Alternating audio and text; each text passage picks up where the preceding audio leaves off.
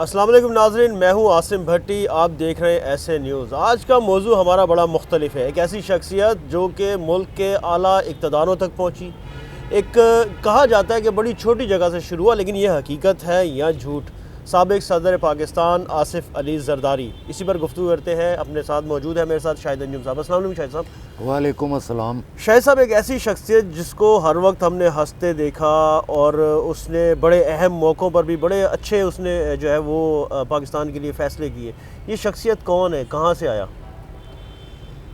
ये शख्सियत देखे मुल्क का सदर बना। ये वो शख्स है जिसके अपने जो बयान है उसमें कहा जाता है कि हमेशा उस दिल के साथ जियो जिसको कोई तोड़ ना सके। उनका नाम है जनाब आसिफ अली ज़रदारी साहब, जो मेरा ख़्याल है कि जब से पैदा हुए हैं, जब से वो तनकीद का निशाना बन रहे हैं। ये सोने का नवाला लेके पैदा हुए थे। लोग उनके बारे में कुछ भी कहें, लोग उनको आज पता नहीं किन किन अल्फाजों से सिनेमा घर की टिकट ब्लैक होती थी और ये और वो सो एंड सो। मकसद है कि उनको इस लेवल तक गिराने की कोशिश की गई, लेकिन कुदरत जिसको ना गिराए उसको कौन गिरा सकता है। कि वो बम्बिनो सिनेमा में टिकट फ़रोख्त करते थे, ब्लैक करते थे, वो यूँ करते थे।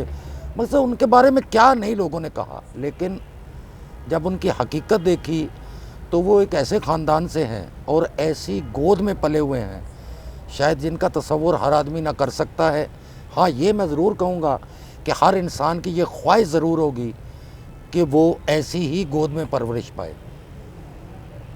बल्किस बेगम एक ऐसी खातून थी अफंदी ख़ानदान से, हसन अली अफंदी, जिनको अंग्रेज़ के ज़माने में जो है वो ख़िताब मिला अफंदी का। सिंध मदरसातुल इस्लाम, जो सिंध का सबसे पहला मदरसा तालीम का जो बना, वो हसन अली अफंदी साहब ने तामीर कराया, जहाँ से सिंध में तालीम दाखिल हुई। ये बेसिकली भारत में पैदा हुए थे और उसके बाद जो है इनको बाकायदा जो है वो सिंध मुंतकिल किया गया सिर्फ़ और सिर्फ तालीम को फ़रोग़ देने के लिए। उनकी ये नवासी हैं बल्किस जो अफंदी हैं, और उनको बाद में जो है उनकी शादी हाकिम अली ज़रदारी साहब से हुई। हाकिम अली ज़रदारी साहब की 2 शादियाँ थी और दूसरी जो थी वो ज़री, उनका नाम था ज़री बुखारी।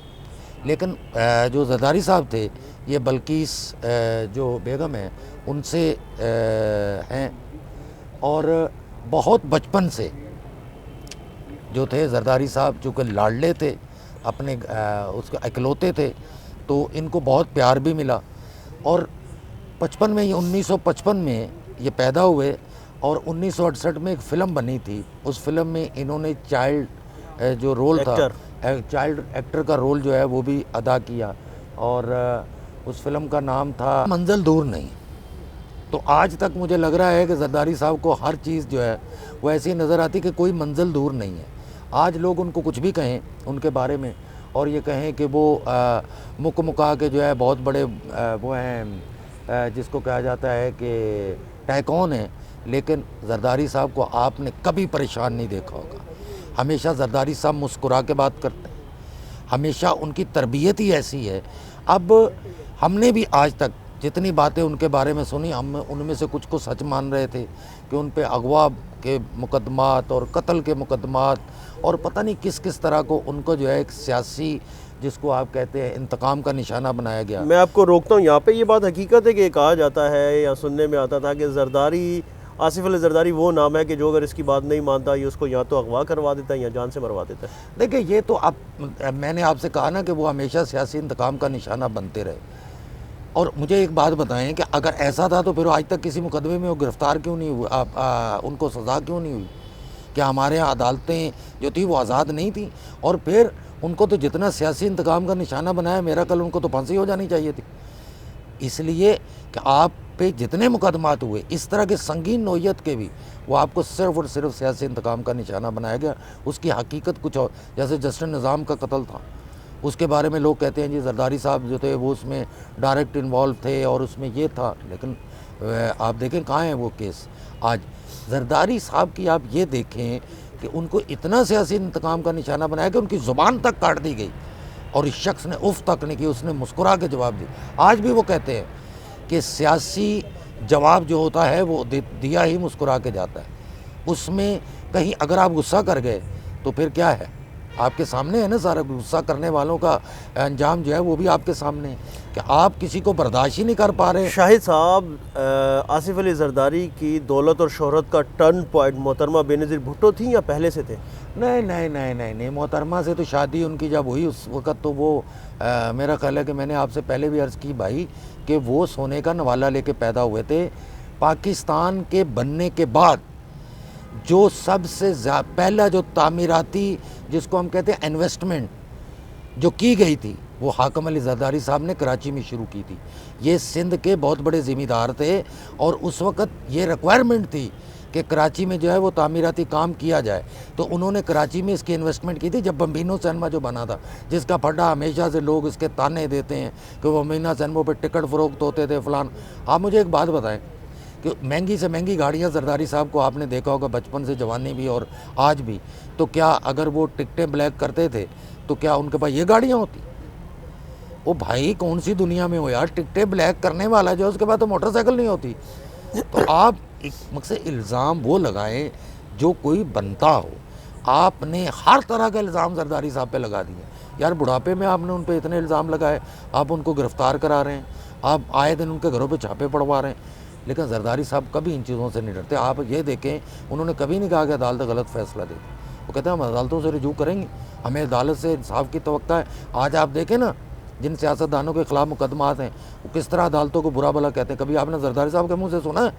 आप कभी नहीं सुनेंगे। क्यों? इनके दादा सजावल अली ख़ान, आप ये देखें कि उस ज़माने में अंग्रेज़ों के ज़माने में वो सियासत में उन्होंने हिस्सा लिया। फिर इनके वालिद हाकम अली जरदारी 70 की जो असम्बली थी उसमें वो पीपल्स पार्टी से इलेक्शन लड़े और कौमी असम्बली के रुकन बने। बाद में उनके पार्टी से जो रहनुमा थे उनसे उनके कुछ इख्तलाफात हुए, फिर वो ANP में उन्होंने जो है वो शमूलियत इख्तियार कर ली। लेकिन अगर ये कहा जाए कि जरदारी साहब कोई गरीब घराने से थे, उनके वालिद का कोई बैकग्राउंड नहीं था, तो मैंने तो उनके दादा की भी आपको कहानी सुना दी कि उनके दादा जो थे वो भी सियासत उन्होंने हिस्सा लिया। और फिर जब बीबी से उनकी शादी हुई है उसके बाद तो जाहिर है पीपल्स पार्टी एक मुल्क की बहुत बड़ी जमात है, तो बस जरदारी साहब और उभर के सामने आए। अब जरदारी साहब ने शादी अगर बीबी शहीद से कर ली थी तो क्या कोई गुनाह तो नहीं किया था, आखिर तो ये होनी थी। और उस मजमे को देखकर, शादी की उस मजमे को देखकर जो लियारी में ककरी ग्राउंड में जब ये मजमा था और उसको देख के लोगों के मेरा ख्याल है कि काफ़ी होश उड़ गए थे कि ये क्या हुआ है। और उस वक़्त ये भी कहा गया कि बीबी की शादी तो फ़लाँ से होनी थी, फ़लाँ से होनी थी। उसमें भी लोगों ने इतना बेशर्मी से, इतनी डटाई से वो बातें की जो नहीं करनी चाहिए थी। कि इसमें यह तक कहा गया कि बीबी को शायद ब्लैकमेल किया गया, बीबी को आप ये देखें, उन तमाम चीज़ों का जवाब जरदारी साहब ने हमेशा मुस्कुरा के दिया। शाहिद साहब, जरदारी साहब जो है अभी जो बिलावल हाउस के इर्द गिर्द बंगले कहा जा रहा है कि वो भी जरदारी साहब ने ज़बरदस्ती ले लिए, अपना रकबा बढ़ाए चले जा रहे हैं। नहीं, कुछ ज़बरदस्ती नहीं होता, ये तो फिर हर सियासतदान जहाँ रहता है आप देखें उसके अतराफ़ में क्या है, बाकी सियासतदानों का क्या है। इस वक्त मुल्क की 3 बड़ी जमातें आप गिनते हैं ना, जाती उम्रा छोटी जगह है, वो कहाँ से आया। और आप जो PTI चेयरमैन का जो घर है बनी गाला, वो क्या छोटी जगह यार। एक बंदे को आपने टारगेट करना है। मैं आज भी आपको बता दूं कि जो मैंने ऑब्ज़र्व किया इन तमाम लोगों को, जरदारी आज भी मासूम आदमी है। जरदारी आज भी उस तरह से ना इदारों के बात करते हैं उनके ख़िलाफ़, ना कोई इस ऐसे सिस्टम के ख़िलाफ़ बात करते हैं, ना अदालतों के ख़िलाफ़ बात करते। आप ये देखें कितना बड़ा सानिया हुआ बीबी शहीद वाला, कोई मामूली सानिया नहीं था। कराची में बम धमाका हुआ, जब बीबी कराची आई, जरदारी साहब ने कितना अच्छे तरीके से उसको हैंडल किया। और फिर जब बीबी शहीद हुई तो क्या नारा लगा, पाकिस्तान खप्पे, पाकिस्तान खप्पे। वरना इतना मामला ख़राब हो चुका था कि आपकी सोच होगी। लेकिन आप ये देखें कि उसने खड़े होकर कि पाकिस्तान खप्पे खप्पे खप्पे, ये कोई मामूली बात नहीं हुई। अच्छा, मैं आपको एक और वाक़या सुनाता हूँ। हम लाड़काना गए, शायद आप भी उस प्रोग्राम में थे हमारे साथ, भुट्टो साहब की शायद बरसी थी, उसमें हम लोग गए। तो वहाँ मेरे एक दोस्त थे, उन्होंने मुझे कहा कि उस वक़्त जरदारी साहब जो थे वो सदर के उम्मीदवार बन चुके थे, तो मुझे उन्होंने कहा, मैंने कहा यार मैं जरदारी साहब से मिल सकता हूँ? उन्होंने कहा मिल ले। मैंने कहा यार मुझे इंटरव्यू करना, मैं एक पंजाबी चैनल में काम करता था। तो उन्होंने कहा हाँ मिलवा देता हूँ। मैंने कहा यार देख ले, काम ज़रा मुश्किल है। उसने कहा यार कोई बात नहीं। आप यकीन करें कि जब वो मुझे जरदारी साहब के पास लेके गया तो उन्होंने मुझे मुस्कुरा के बड़ा गले मिले। उन्होंने बोला बैठो। मैंने कहा सर मैं पंजाबी में बात करूँ? बोला हाँ पंजाबी में करो, पंजाब मेरा है, पंजाब मेरा है, मैं पंजाबी में आपसे बात कर रहा हूँ। उसने मुझे पंजाबी में बात की, जरदारी साहब ने पंजाबी में मुझे इंटरव्यू दिया। मैंने कहा कि आप सदर बनने जा रहे हैं? नहीं, बल्कि मैंने ये कहा कि सदर कौन बनने जा रहा है? सदर तो आप भी हो सकते हैं, मैं भी हो सकता हूँ। तो इस तरह के दाव पेच आप सियासत में क्या समझते हैं एक अनाड़ी आदमी कर सकता है, जिसको आप क्रिमिनल आदमी कहते हो?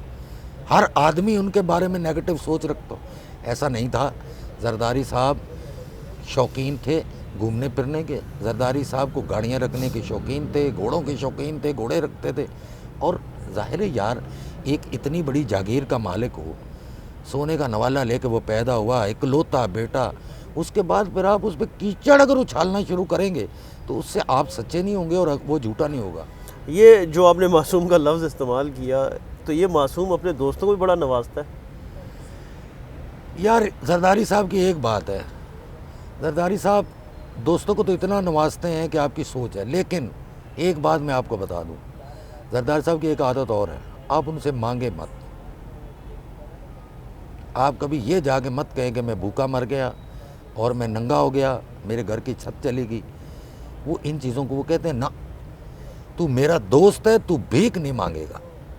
नवाजते वो बहुत हैं। हाँ, जिससे जरदारी साहब की नाराज़गी हो जाए उससे बात तक नहीं करते।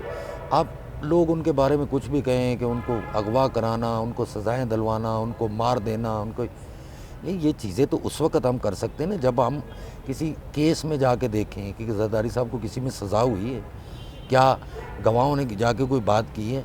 यार ऐसा किसी के, मैं आपके बारे में कुछ भी कह दूं लेकिन सबूत क्या है?